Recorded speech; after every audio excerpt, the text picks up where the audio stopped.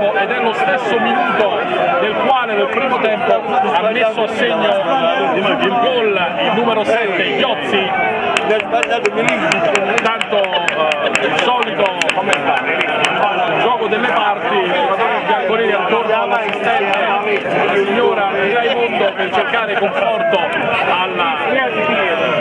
involontarietà o magari proprio all'intervento, ma l'abbiamo visto bene, prima ancora che l'arbitro indicasse rigore, che avevo detto, ma si è visto nettamente anche perché i giocatori di Vito e il proprio marcatore erano isolati al centro area e si è visto nettamente il braccio Di Maggio dal dischetto, tutto è pronto, Di Maggio tira!